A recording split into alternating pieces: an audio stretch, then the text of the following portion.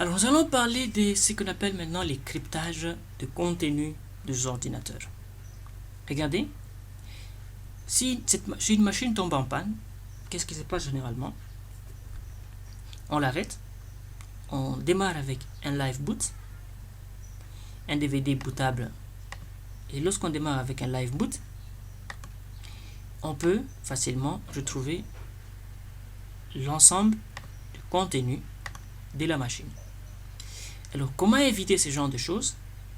Pour éviter ce genre de choses, il faut faire ce qu'on appelle le cryptage. Alors, qu'est-ce que signifie crypter une machine? Ça signifie tout simplement sécuriser le contenu de sa machine pour des utilisations non appropriées. Bien sûr, en faisant à ce que tout ce qu'il y a à l'intérieur soit soumis à un contrôle strict. Alors, pour crypter une machine, il faut d'abord l'arrêter. On ne peut pas crypter une machine qui est allumée.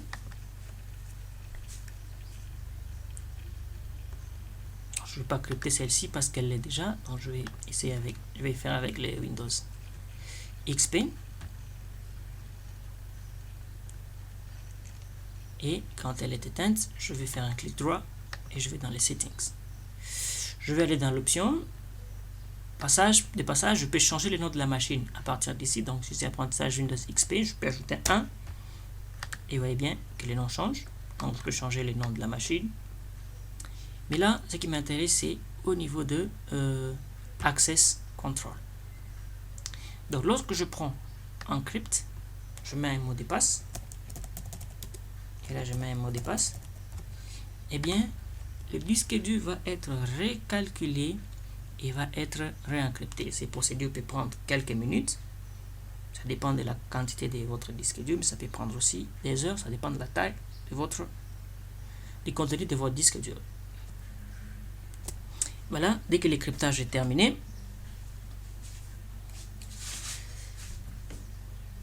il y a un espace pour écrire la restriction. Donc, la restriction permet de vérifier l'intégrité de la machine et de permettre au cas où, même si la machine devait être téléportée ou bien donnée à quelqu'un d'autre, eh bien qu'elle ne puisse pas poser problème, ou bien quelqu'un d'autre ne puisse pas faire des modifications sur les caractéristiques. Et pour faire cela, je vais juste cocher ici Enable Restriction et je peux mettre un mot de passe. Voilà. 2 mots de passe pour le cryptage et pour les restrictions. Alors ici, on peut demander à ce qu'on puisse faire la modification que seulement lorsqu'on a ces mots de passe. Je peux cocher. Et ici, on peut définir le temps de validité de la machine virtuelle. C'est-à-dire, je peux dire que cette machine virtuelle ne sera plus, par exemple, valable le vendredi 29 février 2016. C'est-à-dire, cette machine est utilisable que pendant autant de temps.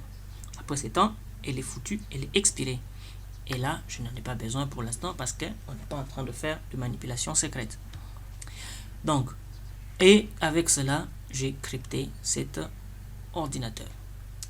Alors, différemment de VirtualBox, ça aussi c'est une des mauvaises choses qu'on peut parler sur lui, c'est que les procédures de cryptage n'existent pas pour l'instant. Pour crypter un ordinateur sur VirtualBox, eh bien, il faut attendre encore probablement les prochaines versions. Il n'y a aucun menu de cryptage de la machine. Donc, celui qui attrape une machine faite par VirtualBox, eh bien, il peut là facilement la détourner ou bien l'utiliser à ses propres besoins sans avoir de problème. Et là, lorsque vous regardez, quand je démarre la machine, eh bien, quelqu'un d'autre, si je la copie, ne peut pas l'utiliser sans que moi-même je lui ai donné la permission ou que je donne le mot de passe de décryptage de la machine. Alors, ça c'est vraiment intéressant parce que ça nous permet d'avoir des garde-fous sur l'utilisation de nos ressources virtuelles, parce qu'on verra bien sûr plus tard que les machines virtuelles peuvent être empruntées. Donc, je peux emprunter à quelqu'un une machine, je peux le lui donner, je peux faire une copie, je peux la cloner, et nous allons espérer de voir ça dans le prochain tuto. Et voilà, donc le fait d'avoir crypté une machine ne change rien à elle, tout ce qui était à l'intérieur demeure intact.